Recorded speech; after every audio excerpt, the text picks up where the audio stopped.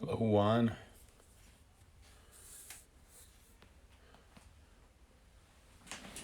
You killing me, Fallon, or Fallen Angel, Spud. Hi, guys. I'm going to do some coloring. I'm going to color this Power Rangers thing. Matt, how you doing? Abdul, Defunct, King Sketch. Hey, what's up? Tortu, how are you guys today? Trout. All right. And just put some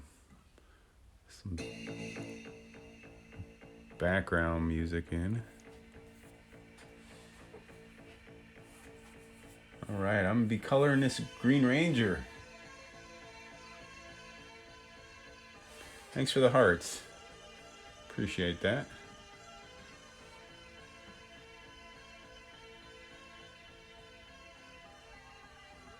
All right, let me just get some reference.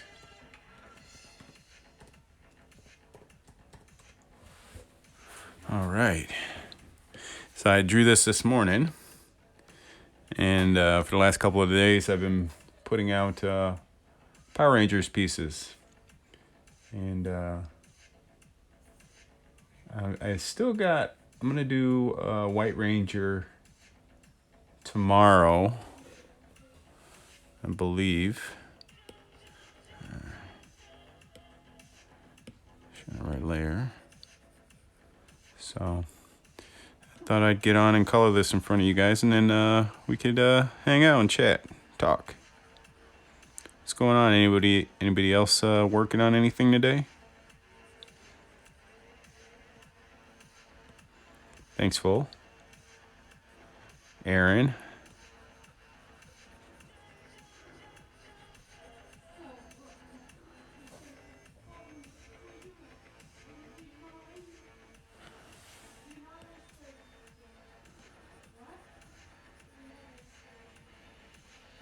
This is always my favorite part. Is the coloring now. I used to hate coloring. I wouldn't color anything.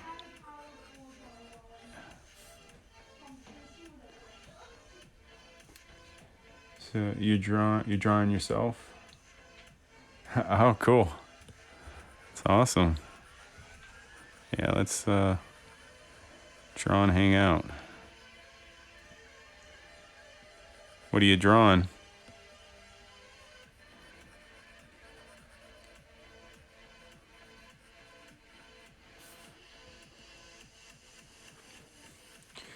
So like I was saying, I used to hate coloring. I was so scared of it. Thanks, Aaron. That I just wouldn't do it. I would just have a bunch of black and white pieces. Oh, that's cool.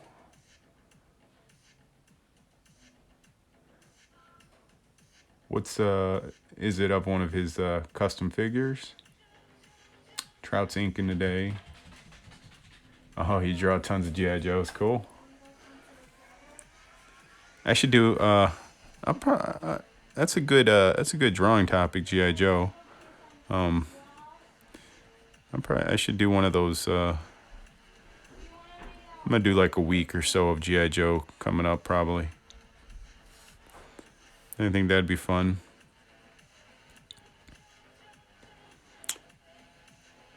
You know. Like I was saying, like I used to be afraid to color, and then, like I thought it was like so hard, and when I would try to color something, I just felt like nothing looked right, and I had all these questions like, how do I pick the colors, and how do I shade things? Because there's so many awesome colors out there, and then also artists that color their own stuff too. And see, how can I move this up? I'm gonna move this up a little bit. Is that a little better?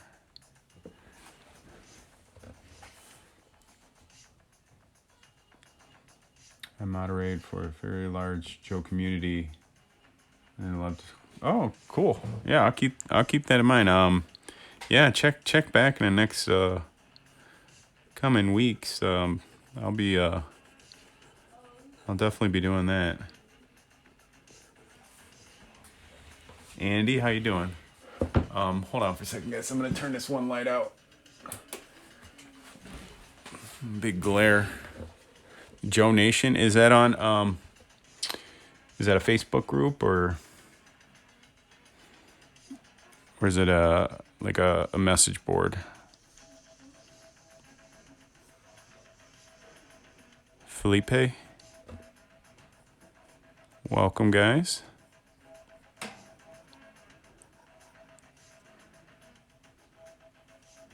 Oh, cool, great. Thank you, I appreciate that. Oh, Instagram, okay, yeah.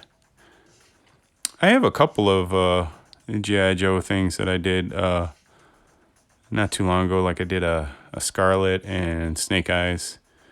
And I did a Baroness. I just posted yeah, the best Ranger, that's right. I don't know what it is about the Green Ranger. He's just, I think it's because he was like sort of like an anti-hero. Or like a Vegeta type character, you know? Like Vegeta's always been like my favorite from Dragon Ball. Although he never, he barely ever gets like his time in the light, you know?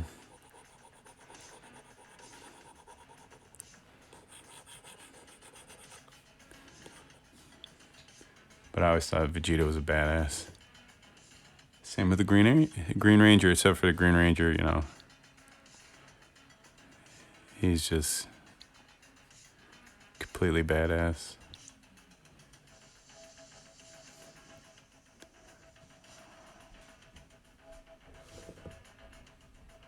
All right, let's do another layer going here, and then also guys, I posted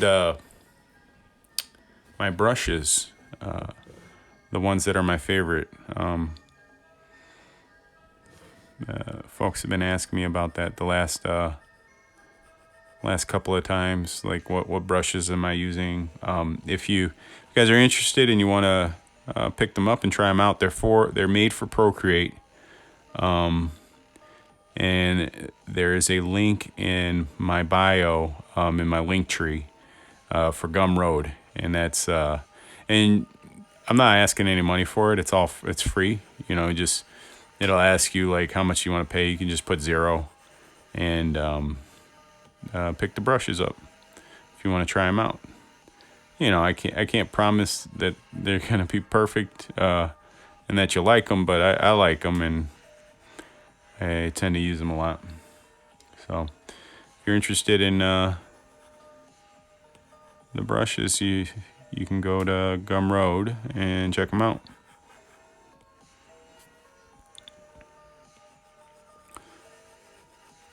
But I just got those put up there, and it was fairly easy to do. So I think I had posted like an old like sketchbook from way back in the day, like when I a bunch of drawings of when I was first like starting to really train and put out art.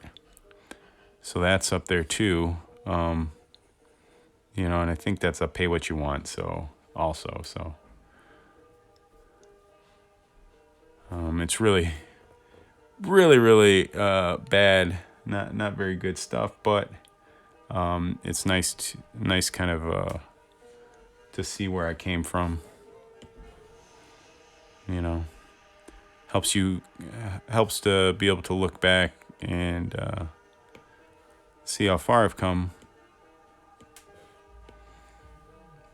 Looking back at that old stuff like that. So It's embarrassing. A lot of it's embarrassing, but that's okay.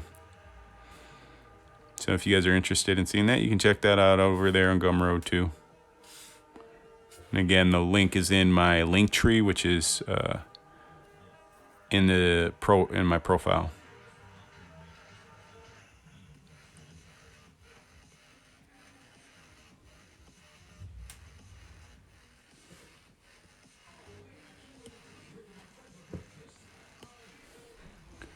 All right.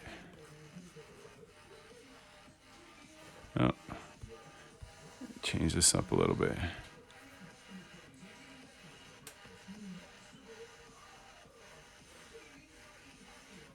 Yeah, Andy, you have a great day too. I appreciate you stopping by and hanging out for a minute. So, like always, guys, if you have any questions, please feel free to throw them in the chat. I'm more than happy to answer anything I can. I can't promise it'll be a great answer, but I'll do my best, and it helps me to kind of keep running my mouth. So,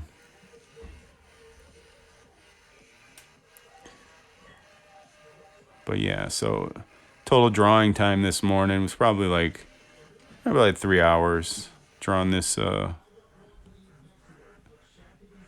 piece here. It varies, some pieces I can just get in and just knock them out really quick, and then other ones like take a little bit of take a little time, a little thinking. It all depends. Hardest part for me drawing these Power Rangers is always the helmet, and so I'll be screwing around with the helmets for a long periods of time. Oh, tapping on the pencil changes from the brush to the eraser tool with the Pencil 2, with the Apple Pencil 2. So I don't even think about it anymore. I just do it like, by,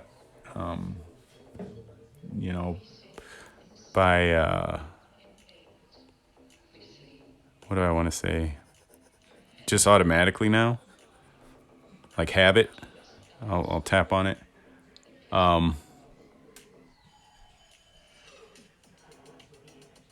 Yeah.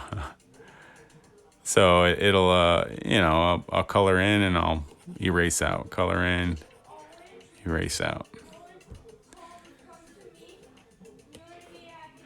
It looks weird, and then sometimes, what's funny is like I do this so much and without realizing it, because it's like second nature. I'll be drawing like traditionally, like in a sketchbook or whatever, and then I'll start tapping the I'll start tapping the pencil, and I'll be like, oh damn, I can't do it, or I'll do the gesture to back up, to undo something. So I'll be drawing on a pad of paper, and then I'll double tap the paper, and I'm like, oh, what am I doing? I'm drawing on paper.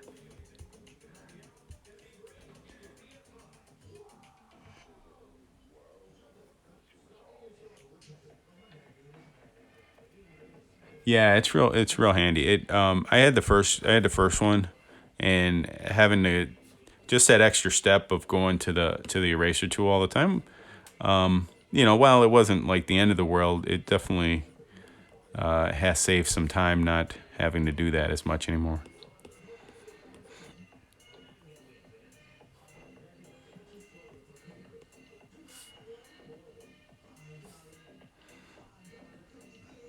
I mean, it definitely is pretty handy. I hit this armband, which I missed.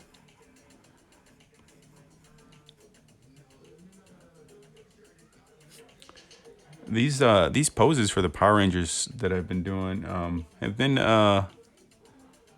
it's been kind of a little bit of a challenge. A lot of them, they get into some weird, like not weird poses, but some like cool, like kind of like fighting stances, and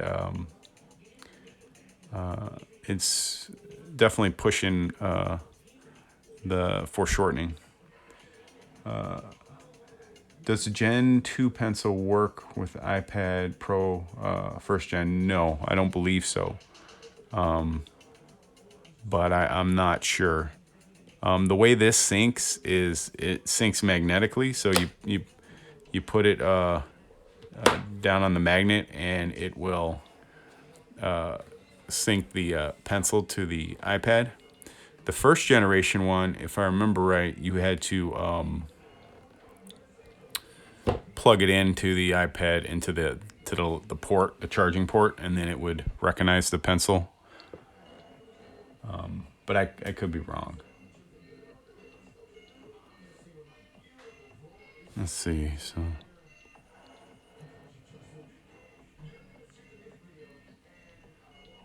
Oh, you got the 3 little magnets on the first. It might. I mean, it might. I mean, you'd have to do your research. I'm not 100% sure. But yeah, it might. Not sure though.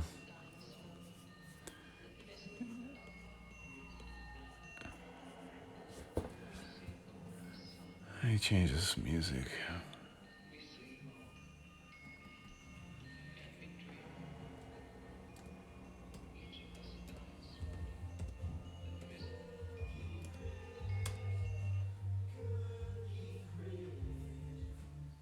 All right.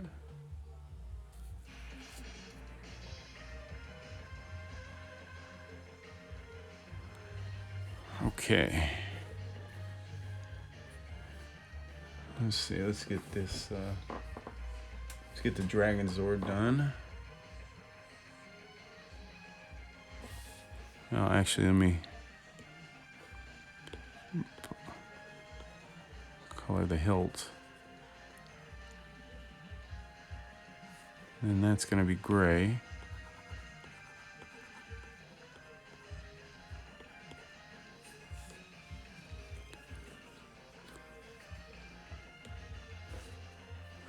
Okay, I'll combine those. Whoops, too much. Back up. Combine. Dang it. One time. Just those two. Just a color layer. So now colors are together. 101 Trader, how you doing? It's green. Okay, so I'm gonna do another layer for the Dragon Zord. And now I need to look up reference to see where the colors go on them.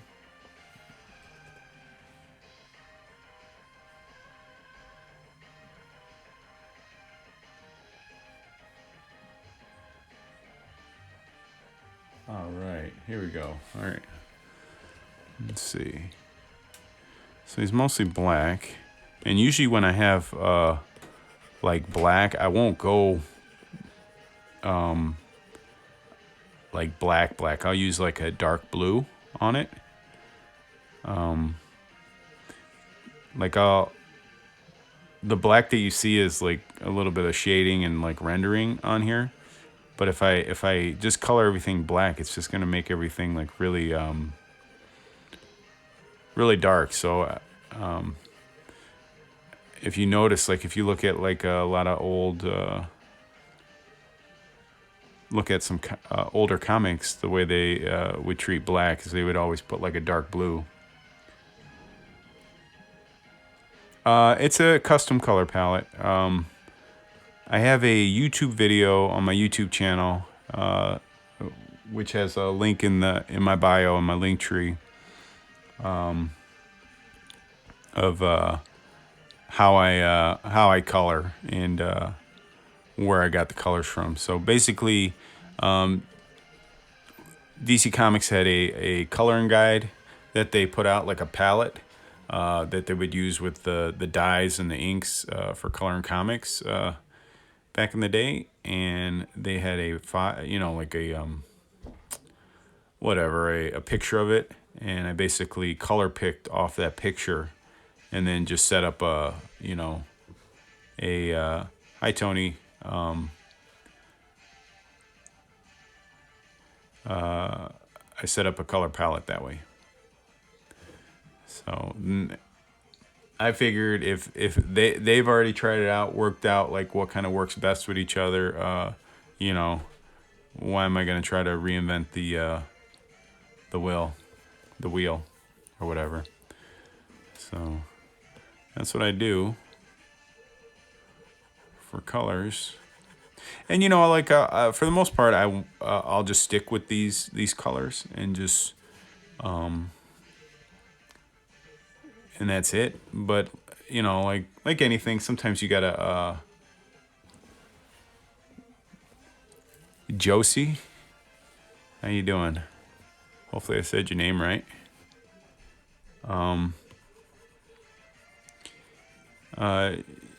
You know, it's not a like a rule that can't be broken. So sometimes if the color isn't really working right for what I'm picking, I'll change it a little bit. I've seen the one with heroes in costumes over the years from DC, but I don't know if it's the same thing. It probably is. It probably is the same thing. I think I know what you're talking about. Hi, Demetrius. Welcome.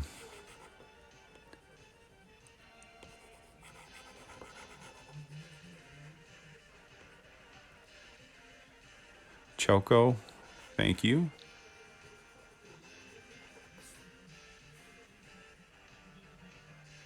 What is that? That is dark. No, that's the edge.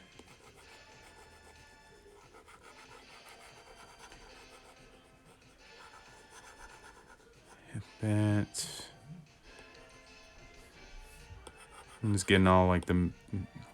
I try to like not jump around too much with the colors, so like for the most part, I'll try to get the one color I'm working with in most of the way.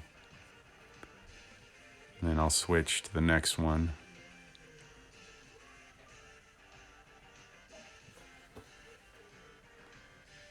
I think I want to start making comics, but I see stuff like this and I get discouraged. Don't get discouraged. Don't get discouraged, man. Hey, man, take care, Spencer. I appreciate it. Yeah, you have a great day, and we'll see you the next time I go live. N207. Yeah, man, don't get discouraged. I mean, it takes a long time, and lots of work, you know, but that's what makes it worthwhile. I mean, I look at other stuff and of much more seasoned artists and way better draftsmen than myself, and you know, I wouldn't say I get discouraged. I just I guess admiration, you know, like man, I gotta or determination. That's a better way to say it. Like I look at it and it's like, man, I gotta get better, you know. I gotta work harder. And that's all you can do. It'll come. It takes time. It's not something that's gonna happen overnight. But that's the fun part too, you know. Or at least that's what that's the way I feel about it, you know. I think this is the best. It's the best part of it.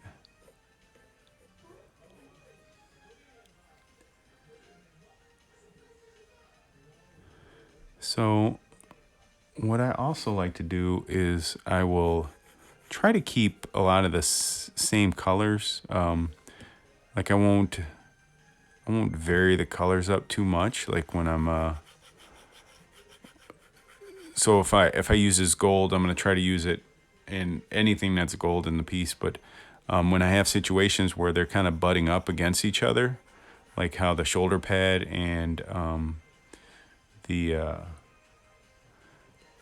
gold on the Dragon Zord here are meeting, I lighten it up just a little bit, so it's just a hair off of the shade. So it kind of sets it apart a little bit.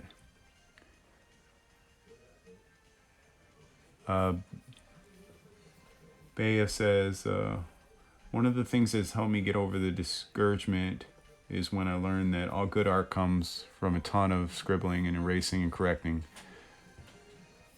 Don't think the great line work just happens. Yeah, that's good advice. I can absolutely agree with that. There's some days where it takes me a long time to get going or produce anything that I actually like. There's good days and there's bad days with art. Important thing is just to keep going, keep pushing yourself. That's the only way you're gonna get to where you want to go.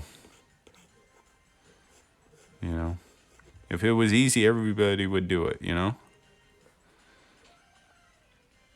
I think this is the challenge is also what makes it appealing, and great. And that's why people like look at art and they're like, and are willing to pay money for it, is because that it's something they feel that they wouldn't be able to do themselves. Once you saw Jim Lee's drawing process, he said about 60% of what he does is erasing. Yeah, absolutely. Yep, I totally agree.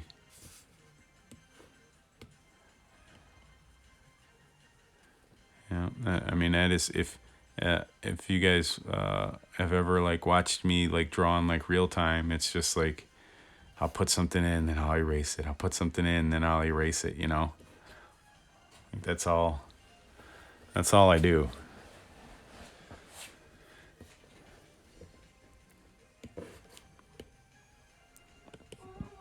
Like I very much I used to do like the whole pencil, then ink and all that. Now I just try to draw it as direct as possible.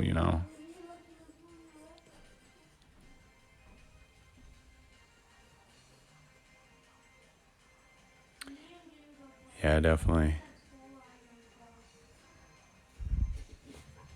But you know what? You gotta find what works for you.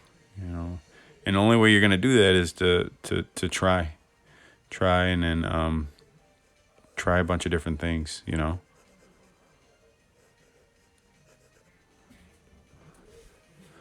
So that's why I'm always looking for new resources, new techniques, things like that.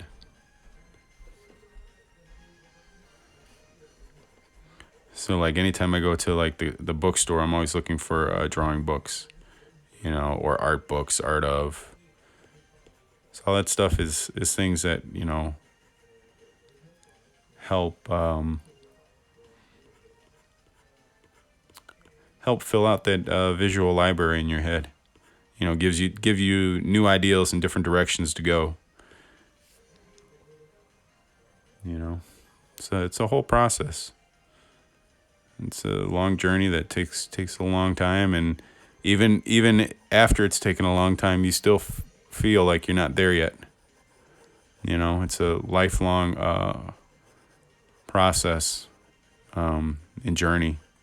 Art is, because I feel like if you ever get to that point where you're just like totally satisfied with your art, then what's the point?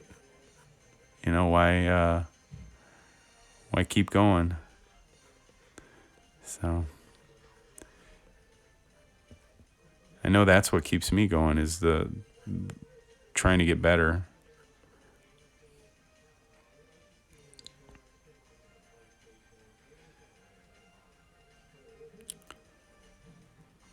So again, if you guys have any questions, just throw them in the chat. More than happy to answer anything. Let's see. Okay. Hi, George. How are you today?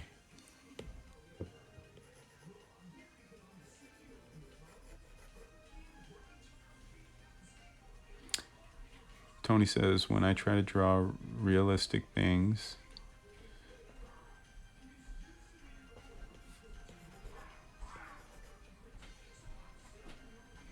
it makes you feel overwhelmed. Yeah, you know what? Realism is not easy, but it's also important thing to study. You know, I would definitely encourage, if you're to incorporate that into your studies, because drawing, realistic stuff will definitely help when it comes to. See, I'm gonna lighten this up a little bit. When you're trying to draw, things from imagination, it'll make those things you're drawing from imagination more believable. You know.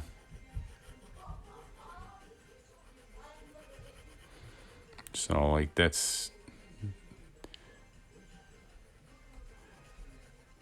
it'll help. Especially like drawing the figure and bodies and stuff like that. E-man, hey, that's why like I try to do figure drawing practice and stuff as much as I can. Because like the hardest part is getting to like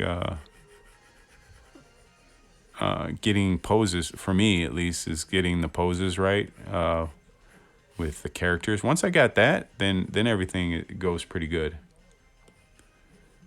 or it's easier. Oh, you made an Ophel brush. What? How did that look? Oh, and I said this, I announced this earlier in the live, but I did post my brushes if you guys are interested in picking them up for Procreate.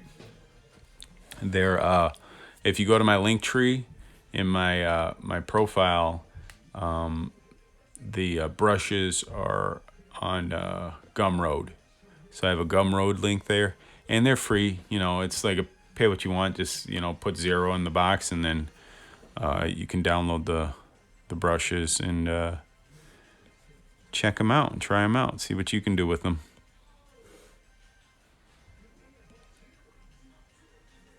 Thanks, E-Man. Yeah, go for it. Let's see. So hopefully you guys can make some good art with them. So I put the Kniff Steady brush in there. I think I put the 2 liner brushes, the multi-liner brushes, in there. I put 2 screen tone brushes and a spatter brush. So you try to make the same consistency with the blending. Oh, okay, cool. That's awesome. Yeah, I haven't. I've done that before too. Like I'll try to like if I see a brush and that an artist is using, I'll try to imitate it and see if I can reproduce it.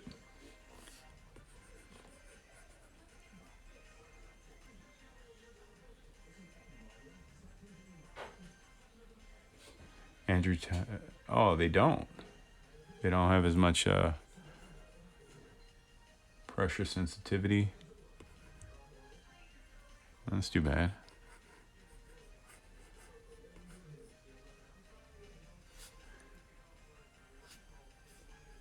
Does that make it harder for you to draw with the less sensitivity? Because I'll be honest with you, I don't know if I guess I do. I guess I do use sensitivity a lot.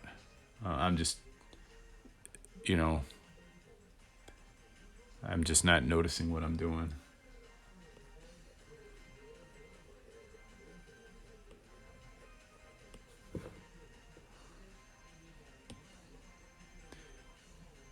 Jason, how's it going? It ruins your flow. Yeah, that could be tricky.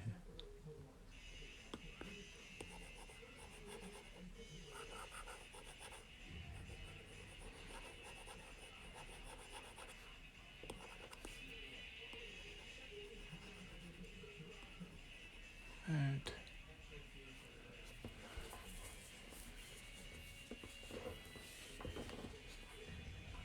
You were using the light blending mode that I showed the other day.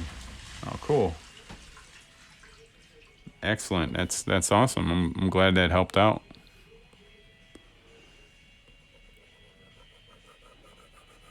Like I said, it's little tips, you know. I know when I first saw that, I was like, man, it's so much easier.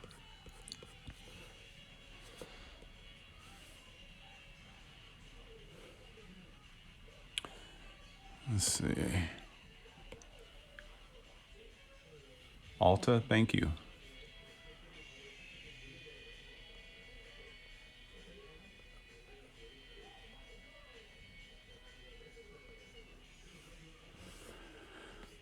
Okay.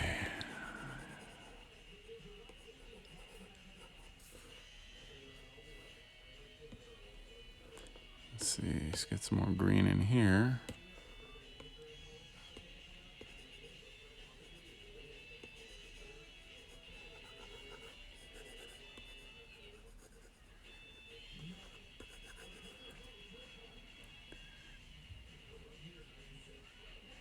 Yeah, fumbling around with the color dot. It just simplifies things, you know.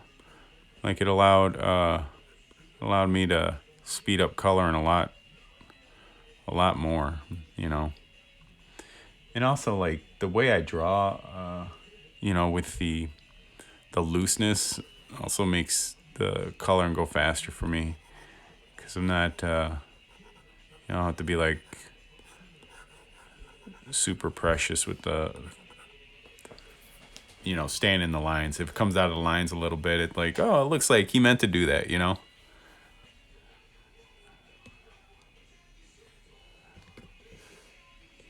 I must have meant to go out of the lines. So, all right, we're getting close to the end here of this one.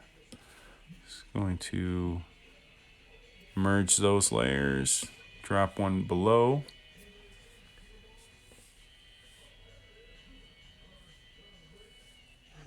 You prefer it over choosing bad color. That's funny.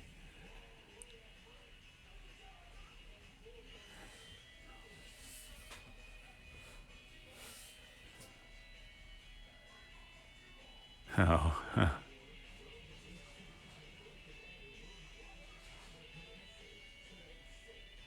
yeah, exactly.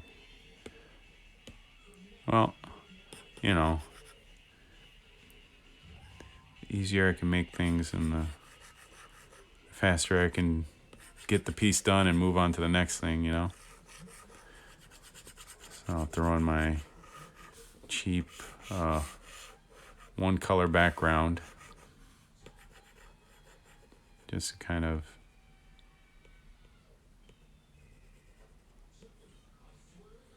pop the people out.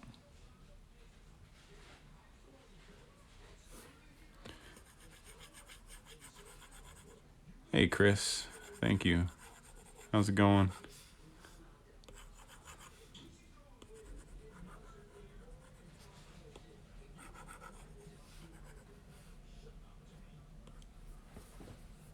We got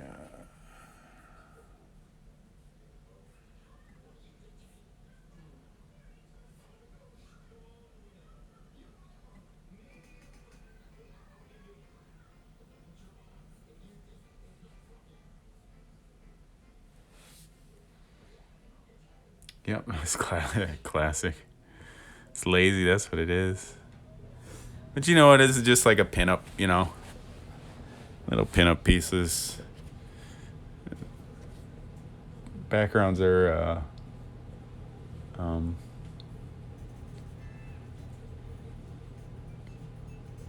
take a little bit more time than I want to spend for these like little quick sketches.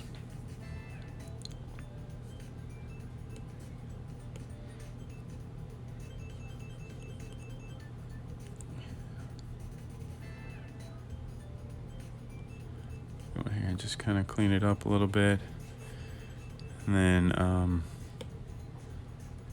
do a soft light, white,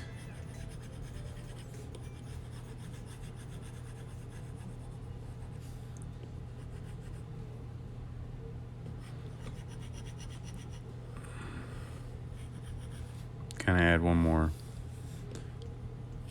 step or layer to it. Erase out what I don't. Watch for tangents.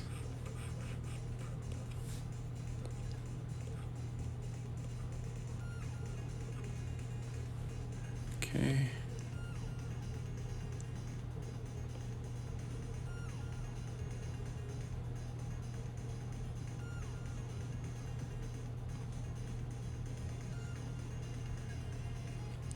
Clean this up. Oh, you know what? It must not have.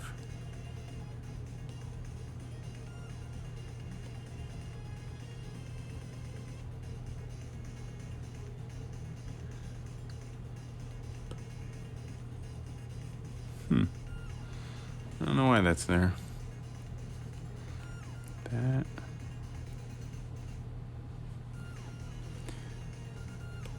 Anyway, okay. Let's go up. Throw some light and shadow in here.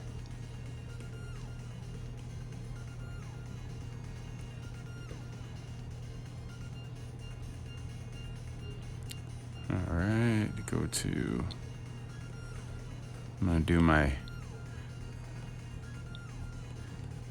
Now here's where it gets a little, now I got to start making different choices, because now, like if you see, like with this green color that I have, it gets pretty dark pretty quick, and I don't know if I want to be that dark on it.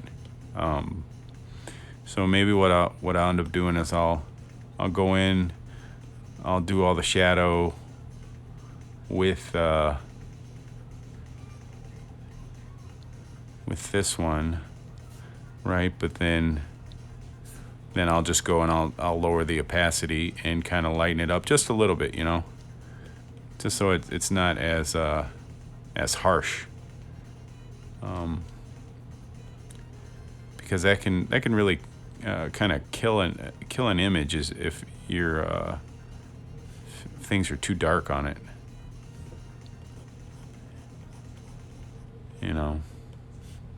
You got all these bright colors, and then you got like a really dark shadow on things.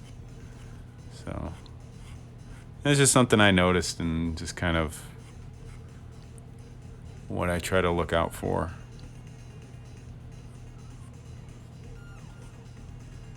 I'm very, very wary of making things too muddy, or the opacity or the brush. Oh wow, look at that. I messed something up. I almost missed that. No, I didn't.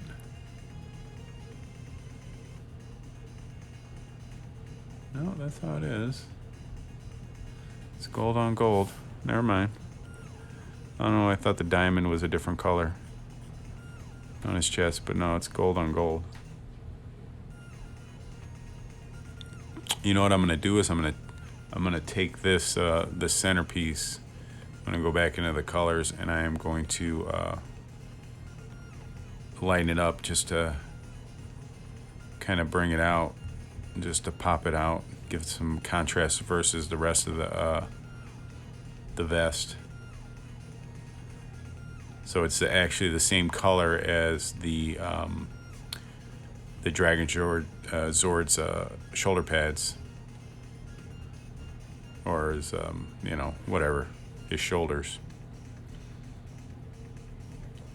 So I'll go back into the light and just a little different,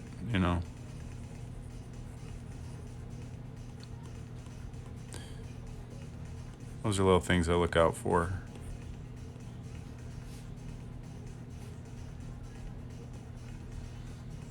It just helps, things like that, like just help, like kind of make the image look just more three-dimensional.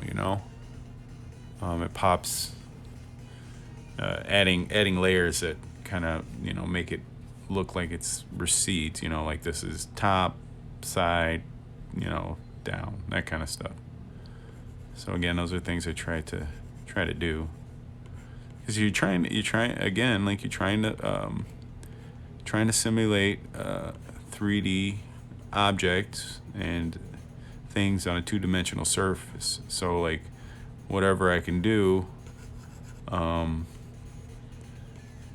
make that read like that, the better. White Ranger's still the best. White Ranger's coming, should be tomorrow. I don't know if I'll get it out first thing in the morning like I usually do. I'm gonna try. It just depends. Some mornings I'm like, everything's clicking right and I can just like crank stuff out. And then other mornings, like I get stuck on things and I have to do it later on when I get home. We'll see. Like the Blue Ranger, I thought out of all the ones I've done, I've liked that one the most. I thought the pose was great, and I did that like within an hour and a half. I think it was like an hour to do the drawing, and then like half an hour, 20 minutes to color it.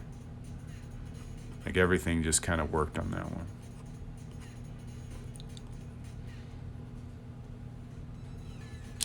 Correct. It gives it depth. Absolutely.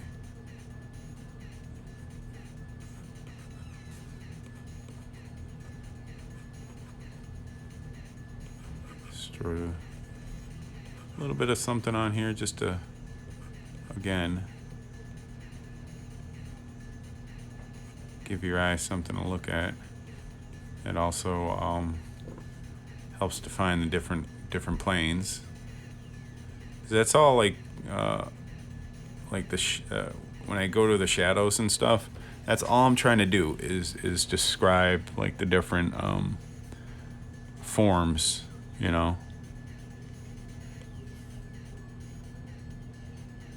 or as much as I can in this kind of like cell shaded kind of coloring technique that I do.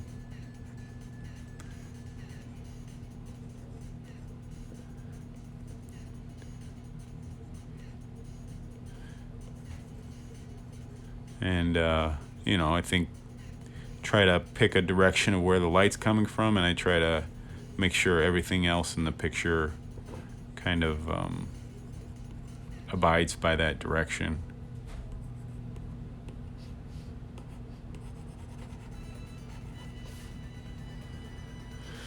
All right, so that's all the black, and now what I'll do is the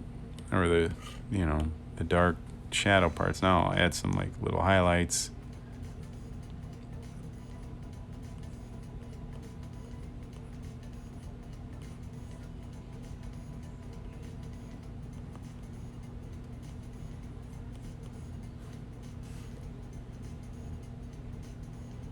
Thanks, Charles. Appreciate the thumbs up. I'll go in here. Add that third color.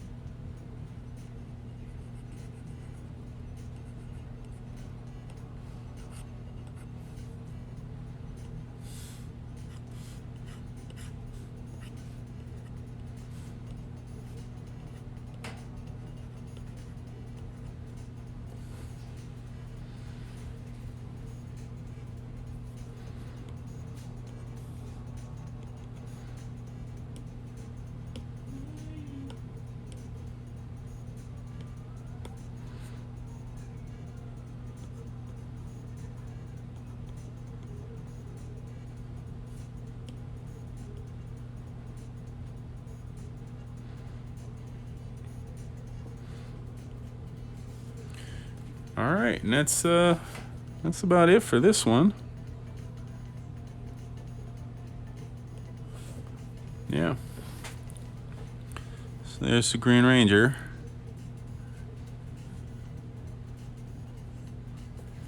So, all right. Let me just group this together. I'll post this. Thanks, Trout. All right, so I have a little bit more time. Is there anything else do you guys want to talk about how to draw something in particular? Thanks, guys. Or do you want me to draw something else? Do you want me to try to explain how to draw something like hands or some part of anatomy? Open to suggestions. Spend another half an hour, 20 minutes or whatever. So it's up to you guys. If not, I'll just study some more.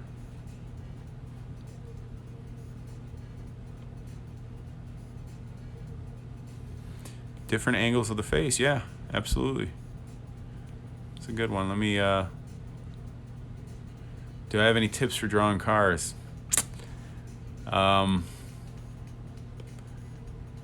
not really. I don't really draw a lot of cars, but I can talk about what I do know about drawing cars. So let me draw a couple of angles of the face, and we'll talk about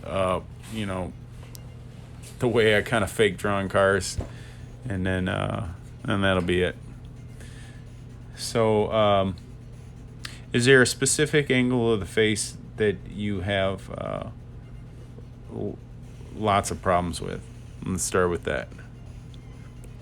Because basically, when you draw like the head, there's a couple different things to think about. The most important thing is the perspective, So, I mean, and the way I usually think about it is I'll draw a box or whatever. Profiles are hard, definitely. So we'll do a profile since that's what you're specifically asking about. So let me change this brush. Okay, so profiles I like to think of, again, like a box.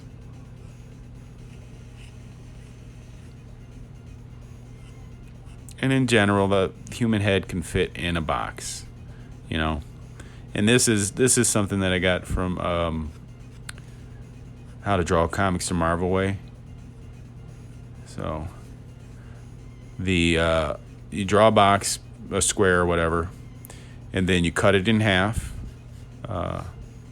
vertical and horizontal, and that's your halfway point. Your halfway point, you got your ear is gonna touch there, kind of right in the cross, and then you'll cut this in the roughly thirds. So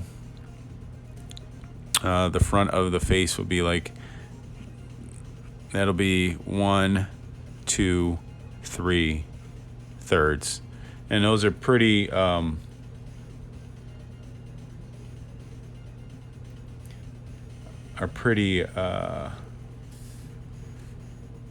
generalized proportions, right?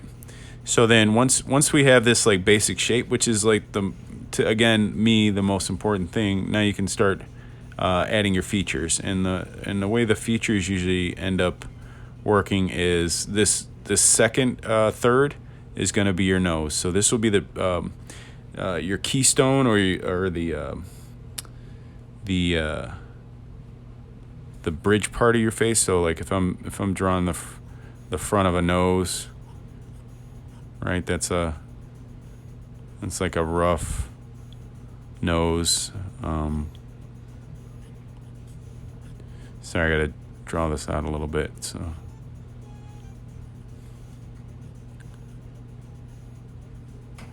So this right here is your brow.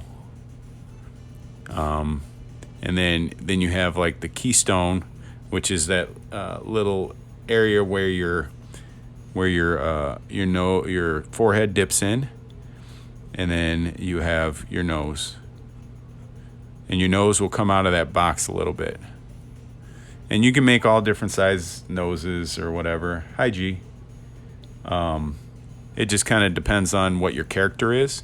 So you can have like a pointy nose like that. You can have a hook nose. You can have like even less of a hook nose, like kind of like a brawler. You can have like an upturned nose for like a more feminine character or a woman. But generally, I usually just draw. It's kind of like a triangle, rough triangle. And then next, you're going to go down for the mouth. And this next section will be like your mouth area. So the mouth, you want to think of it like kind of like a ball, because it's like your tooth cylinder, like your because your teeth aren't flat in your face. Your skull is kind of your teeth kind of protrude, kind of like in a roundish shape. So that's how I like to think of it. So come down, it's your lip, bottom lip, chin. And these are things that you can play around with like all the time. Like I always have trouble like deciding like what my character is gonna look like, and how to draw like the chin or whatever. You can draw like a pointy chin like that. You can draw the mouth more straight and less defined. Maybe you just got a lower lip. Maybe you extend this chin area for like a more like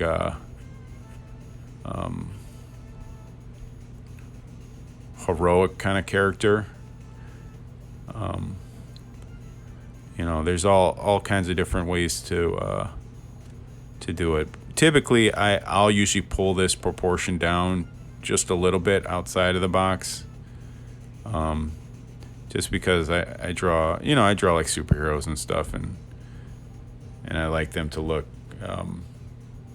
more strong in it, and the kind of thicker that chin is, and the bigger it is, the more heroic generally they're going to look. So right where that keystone or whatever, your brow dips in there, that's going to determine like pretty much the center of your eyes. So usually, like if I'm doing a side view, my eyes are just kind of like that. I use like kind of like a weird like I guess shorthand for it. So a lot of my eyes, I don't really draw like full eyes. I'll just draw like just kind of the pupil, and then like the top lid, and then like maybe like a bottom like kind of like area. Just kind of helps define like the that kind of roundness underneath the eye, just a little shadow.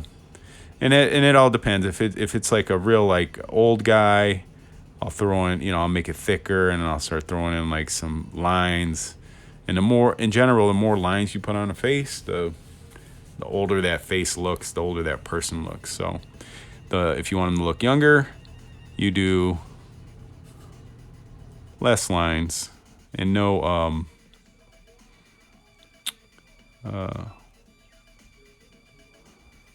and nothing under the eye.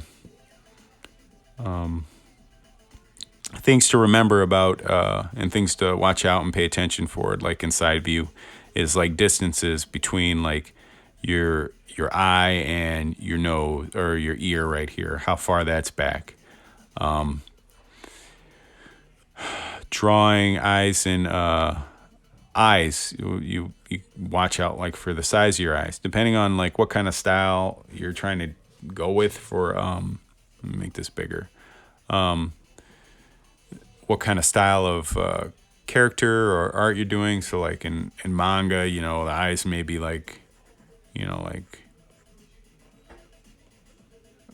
much bigger or something. That's terrible manga, but could be way larger than that. But generally, if you're drawing like a more westernized like characters, just watch the size of your eyes. Typically, eyes are one of those important things to humans. So I know I do this all the time. I'll generally make them bigger than they should be, So they're always probably a good rule of thumb is if you drew them, they're probably supposed to be a little bit smaller than what you drew them at. So that's something I always think about. Also, watch the distance between like where your eyes sit away from the front of the head. If they're too close, they're not going to look right. If this eye is way back here, it's not going to look right. I mean, it looks okay. I guess it depends on what character. Those are things you can play with, but generally, you try to keep, you got to watch that distance. I try to keep it about like, if I was to draw like a triangle right there between, where the front of the eye goes and the nose. That's generally where I like to keep it like for standard. So your ear is always going to fall between starts at the center of your eye and then will typically end right where the bottom of your nose is. So, and these are all like just like generalized proportions, like what would be called normal proportions of like the head, and you have to know the what is typical. I find before you can start breaking the rules. So, I mean, once you know, like, okay, these are the general or usually the typical proportions. Then you can play with, making them bigger, smaller, changing them around. So, but you always start with the normal stuff, I guess. And get those down, because once you got those down, then you can play around with stuff. Hi Mo, how you doing? So next would be like I think of is the hairline, or and that is usually that first mark, that top right here, that first third. So, and hairlines could be played with. I typically think of them like that. That's a pretty like normal hairline. But you can always do something more like that. Hair is one of those things that really can define like your character silhouette.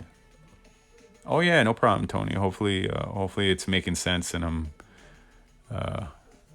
not talking too fast. So if you guys have any questions about what I'm doing and why I'm doing it, just shoot them in there and I'll try to answer them. I mean, this is great. This is great for me to kind of think through on how to explain it. But yeah, again, like, and you can play with a different ways to render like your hair or whatever. But typically, this is what I'll do like in general. And to find like kind of like where these things go, I'll take like just like a sweeping line from there to there, and I'll just kind of, think of it like that. That's about where the hairline's gonna go. But I don't usually draw that arc anymore. I just don't.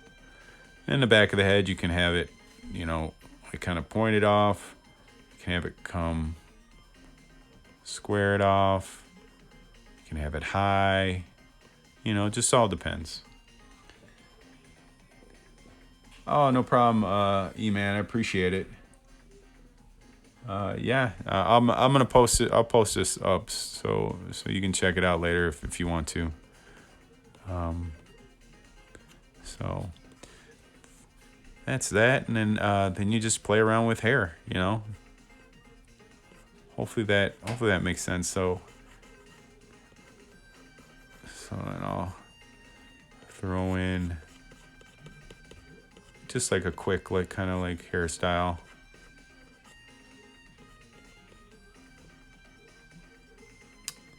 Thank you, Inner Talent. Appreciate it.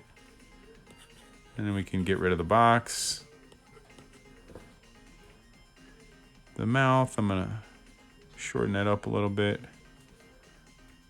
We can, and now it's just details. You know, we got the basic stuff in, and then it's all just kind of like personal preference. You know, like if you want to make them more chiseled, you can add that. And and then a lot of the things that I'm doing now are things that I just picked up and like. If you wanted to make them more a stronger character, you can come down and you can make that neck a lot bigger. So now he went from like a kind of a younger regular guy to more of like a say like Captain America or something like that. So, and we could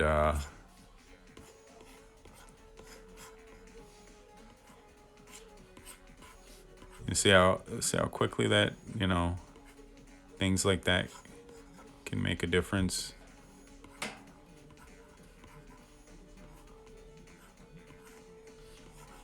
Now we got Steve Rogers. We could also, now that we got this, we can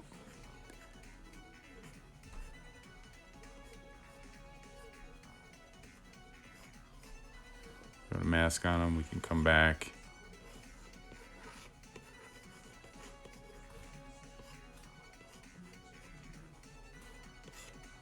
Shorten up his head. I'll make his a little thicker, a little bit bigger.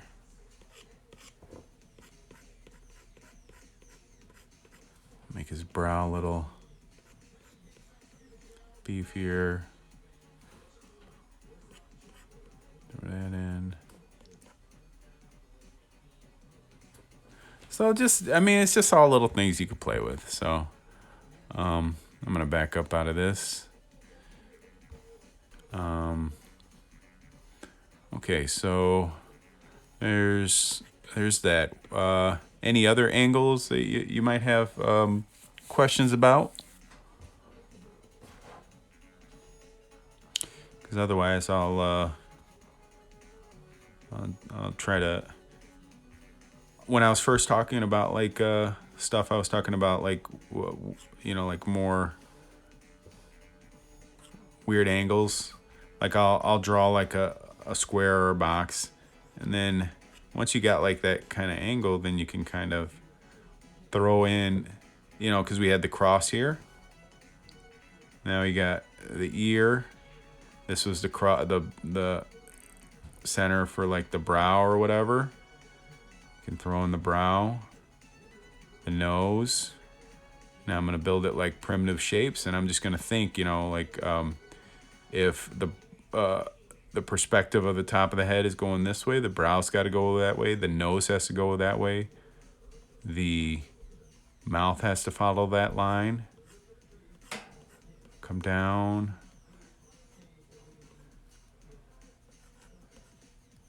the chin. Now these are the tricky this is a tricky angle, because then you want to think of like the lower jaw.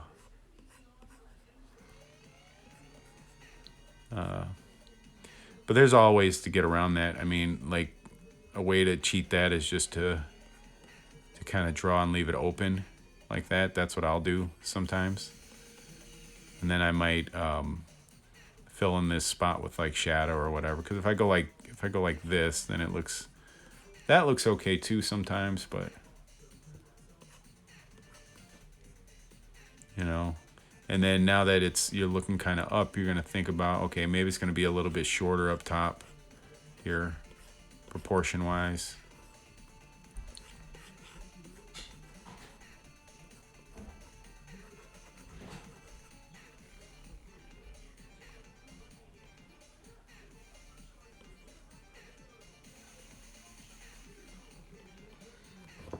Under him, there, this.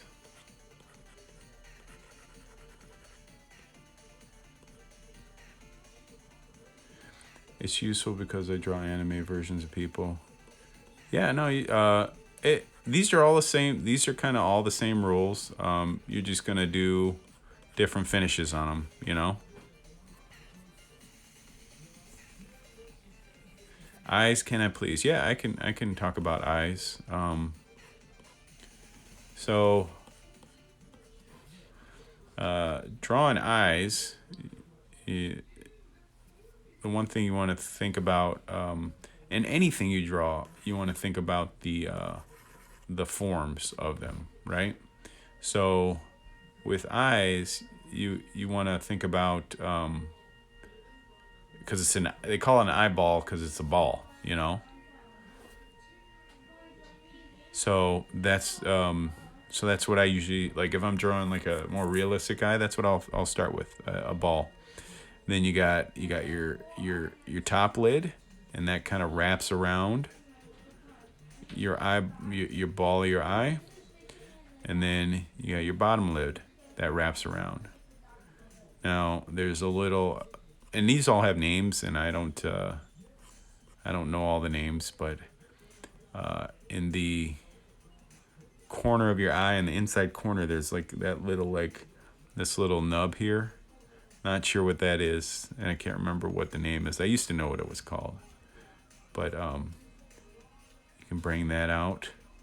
Now that I got like my general eyeball shape, that it helped me curve my eyelids around it, I'll erase out the actual the ball part. Then you can put in your iris and your pupil there. And then so we're still dealing with the ball. So your eye, you have your top lid, you know, we're gonna wrap it around, come in, and then your brow. And you know, depending on what the how your character is, you can add this lower section. That'd be one way to draw an eye. And these are a good thing to that I used to study all the time for eyes is I think it was Charles Barg. I'm gonna look. I'll look it up real quick, and I'll write the name down. And he has a bunch of like plates. They call them plates, and they're like kind of drawing that he did on various angles. And I'll do a bunch of those. In Charles Barg eyes. So the artist name is Charles Barg. If you type that into Google, there's a plate of his eyes, and let me see. Somebody told me how to do this. I'm gonna try to put the reference up on the screen so you can see what I'm talking about.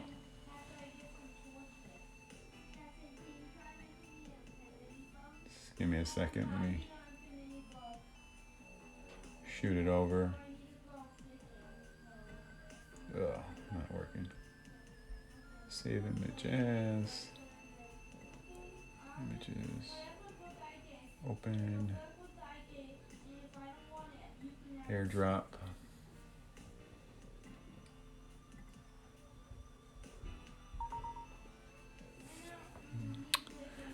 AirDrop to the iPad. Go back to Procreate, and I'm going to Canvas, reference image, import image. I'm going to go to here, and there we go. So these are the, make this bigger if I can. Come on, there it is. So I don't know if you guys can see that. So this is that that plate that I'm talking about. So it's just a bunch of different in East Asia. Okay. Okay. Yeah. I mean, it's basically the same thing, except you're just going to change a couple of details in it. Let me look of East Asia.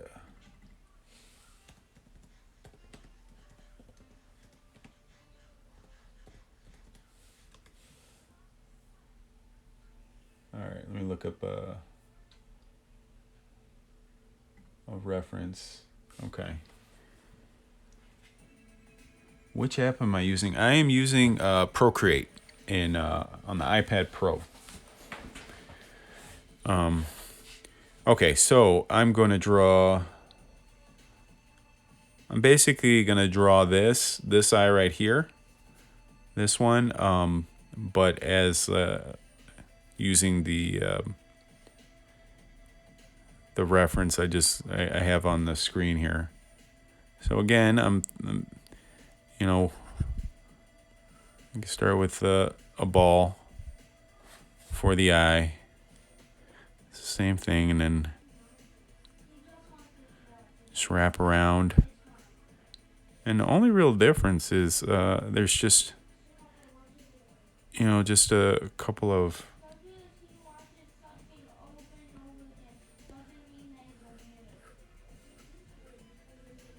like maybe the eyelids are a little bit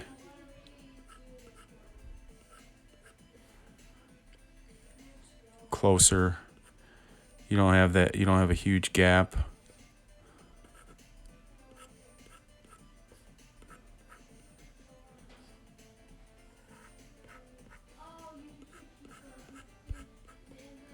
Make this a little bit tighter.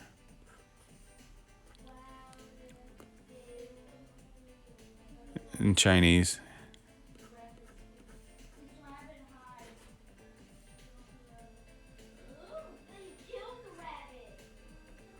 So now come over here. Again, I'm always thinking like, curvature. Thinking ball when I'm drawing this stuff.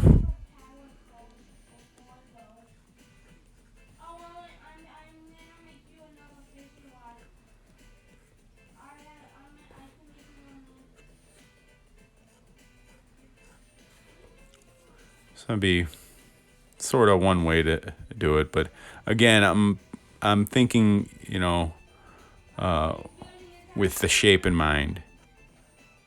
I'm looking on my laptop screen at a reference to a lady's face. But again, when I'm drawing this, I'm kind of thinking, like probably this one right here. You just changing like different the details. You're just changing a little bit of a few of the details to make it match what you're trying to go for. So I can close it up a little bit. I mean, if I was to take it and I wanted to do more of a the way I normally would draw it, which would be less with less realism and more of a like stylized version of like an Asian eye. It may just be that, you know. That'd be one way to draw it. The other way I might do is I might just go like that, you know. And this would be more like in I'm cartooning at this point.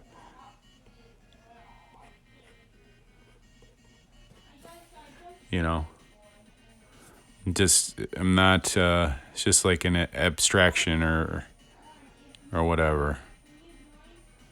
I think guy looks mad. Bring this in. You know, if there's an artist that you like, you know, study how they draw it. You know, that's how I picked up. You know, the way I tackle these things is I'll find like, okay, I like the way this guy draws. I mean, hopefully that worked in her. It made sense. Again, you know, study the like what they're really supposed to look like, and then, you know, then you can start stylizing things. But you got to know that basic.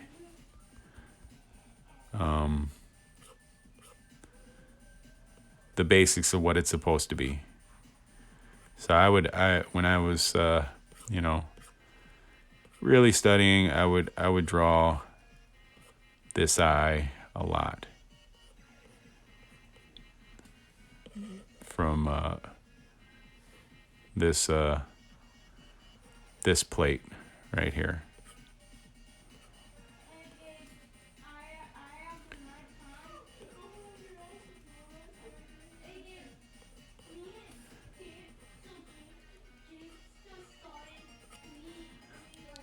So nose. That makes sense.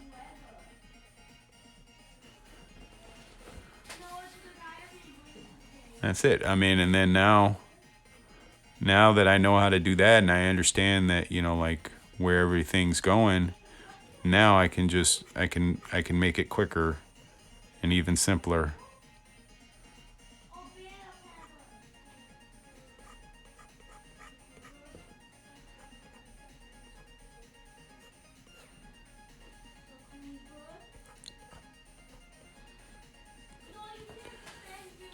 Done. Same thing, just a little bit more stylized, you know?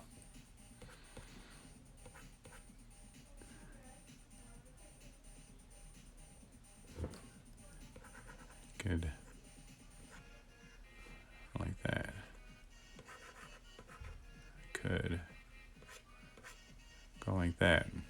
Now it's just all details, you know? You change little things here and there, and it gives you what you want, what you're looking for. So I'll do this, I can do this one right here. And again, it's all about thinking about the forms of stuff. So this eyelid wrapping around, you know, your eyelid isn't like a thin line.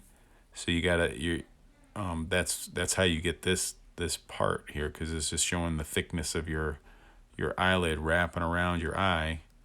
And then the same thing with this this bottom lid here. You know, you're showing the thickness of the bottom lid. Like that.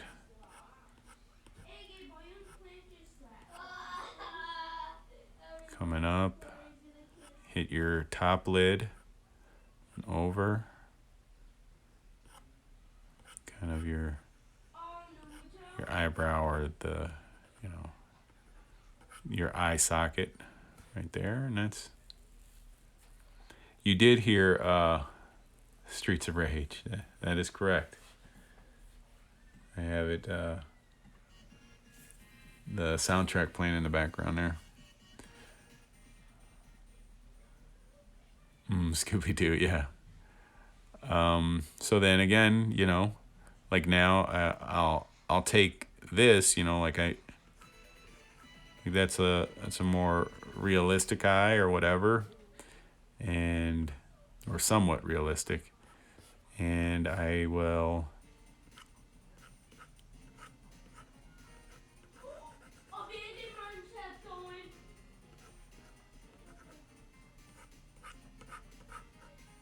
That might be how I draw it a little bit less realistic. All I did was, I drew basically the same shapes, but now I just broke it down in a different way and tried to take away lines, you know, and make it more matched how I want things to look. So, again, the plate or that reference or whatever, and I mean, like, he's got. I mean, if you look at this, the reference here, there's eyes for all different shapes, angles, and everything. And if you're drawing something, you're kind of having a hard time drawing like the eye from a weird angle, check out this and use it as a starting point. I'm not saying like draw. You have to draw exactly that angle line for line. I'm just saying, like, maybe this will help you visualize it a little bit easier. I mean, I know for myself, when I am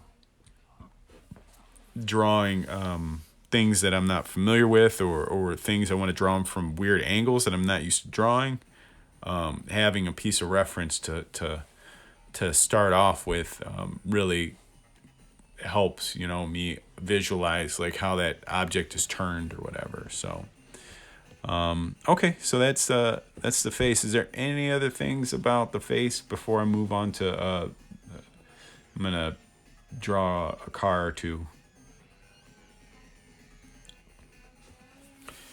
So let me look up a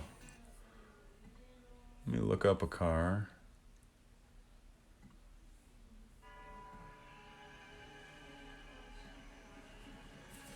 All right, cars.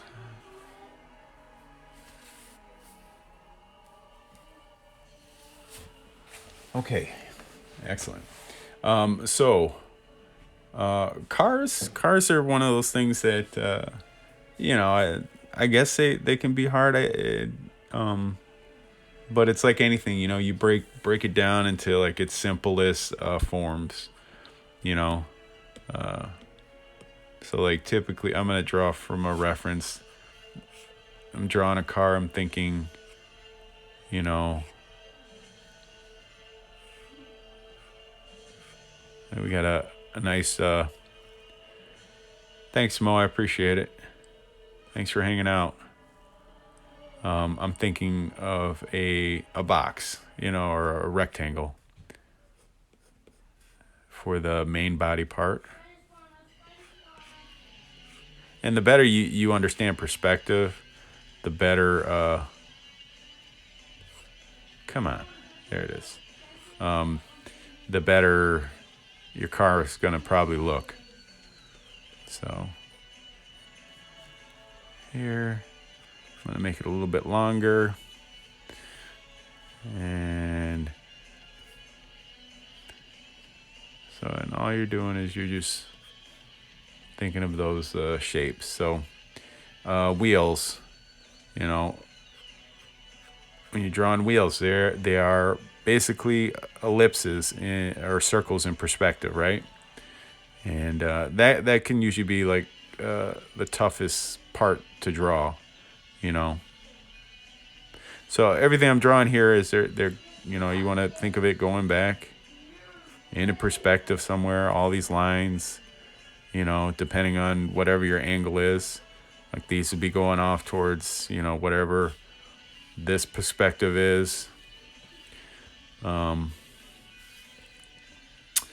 So, but once we got like this the main like shape in out of like a primitive form, now we can go in and start adding the details. So this is the way I'll start every time when I draw a car, like with those boxes and shapes, And again, this is all stuff that I, you get out of all those good books. Like I'm gonna grab one book real quick.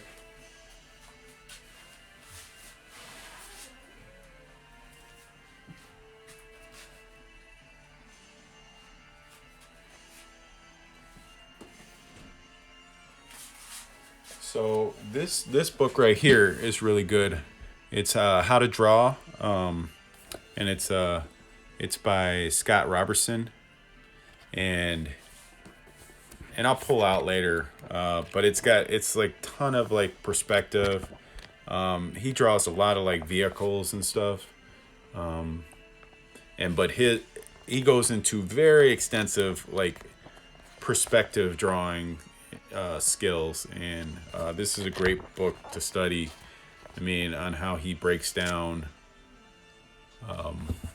things and shapes in there for drawing cars, planes, backgrounds, all kinds of stuff. But the other book is, hold on, let me find the page real quick. Is like I said, like how to draw the Marvel way. So like again, this is what I'm thinking when I'm drawing a car like that.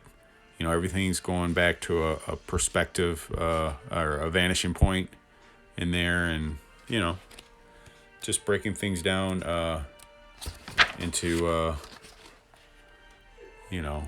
basic shapes first, and then adding the details on top. So yeah, no problem. Okay, so now that I have, like I said, I have the basic shapes in, I'll start adding in just some of the details. And like most things I draw, I use a reference as like a starting point, like, and if it doesn't look exactly like the reference, I'm not going to get too bent out of shape about it. Mirror, and a lot of the way you finish things off is all going to depend on your style and the way you like to draw. So I'll just start carving out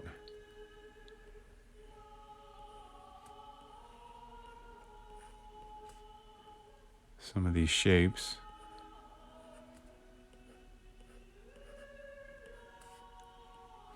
And I'm more of like I like a more like kind of I guess old like comic book aesthetic to drawing stuff. So I'll leave a lot of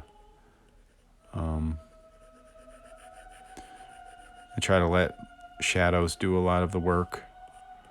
I try to leave open lines, things like that. So I'm not worried about like being like super realistic or anything.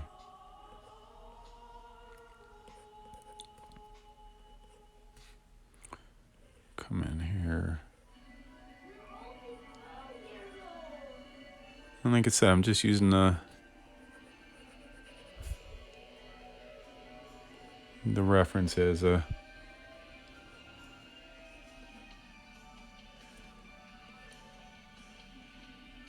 Stampos. Hopefully I said your name right. How are you doing? Thanks for stopping by.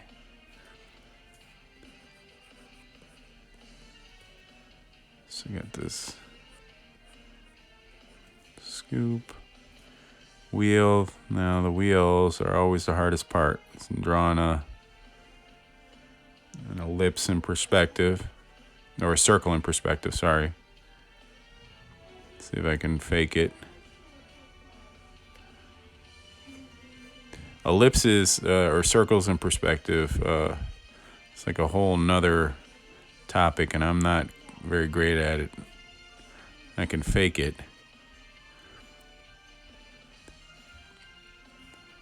There's like a whole like kind of not science, but there's a way to properly draw ellipses and wheels and stuff, circles in perspective.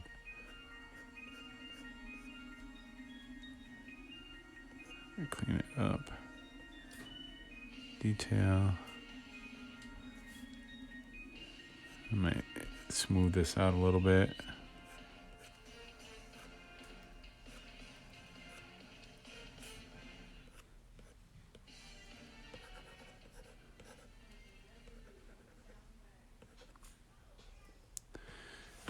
So that'd be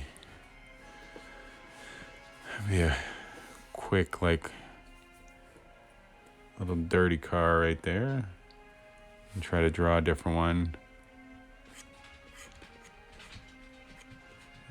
This one I'm going to draw more direct. But again, I'm still thinking, major shapes, boxes, thinking of the perspective.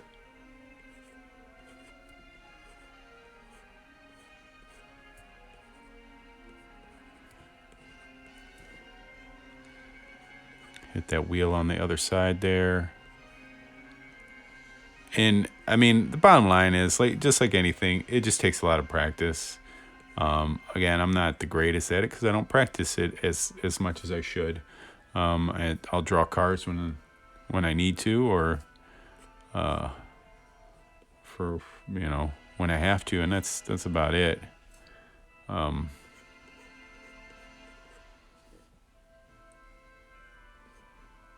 This one is shorter. Like that. Thing. Okay.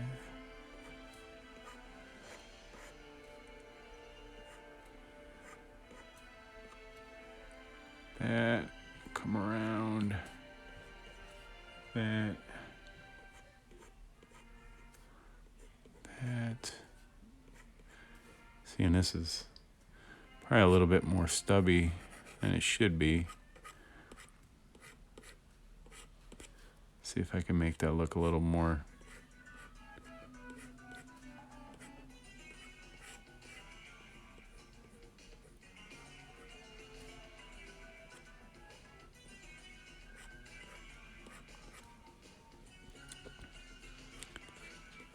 Grill.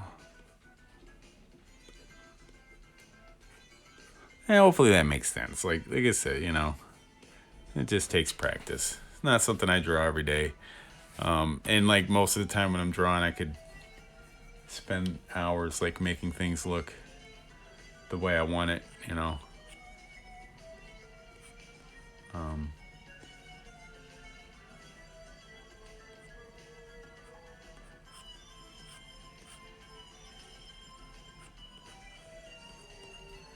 But most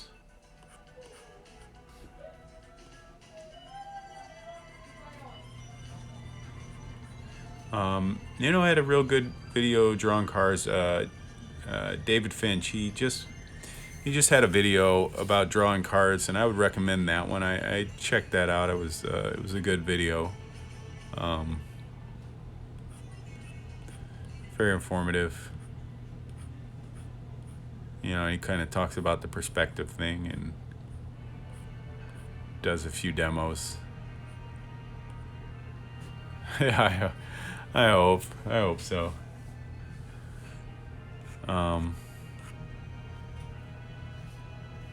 Again, it's all kind of depends on your style too. If you want to be like super realistic, then you're gonna have to do a lot of. I would definitely pick up that Scott Robertson book. He talks about drawing circles in perspective and how to do that and hit them right all the time. So like if you had a square, because a circle will always fit in a square. You draw the square in perspective, right? Like say, okay, it's going back to the vanishing point. Vanishing point's there, horizon's there. If you can draw a cross in this box and cut it in half. Now you have the center point of the box, and that line will go back towards vanishing point, and then you draw your circle, hitting each of those you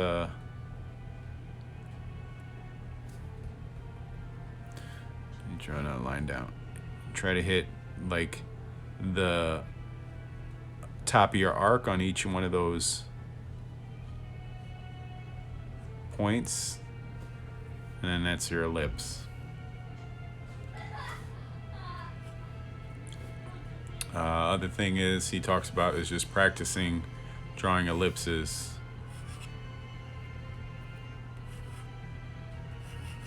Ellipses are very important. Ellipses have a major axis and a minor axis, and you're always the one that you have to worry about is your minor axis, which is the smaller point where it squeezes not the long ways but the short ways. This one's always going to be pointing towards your vanishing point. He talks about going through like a bunch of exercises, like drawing different sizes ellipses.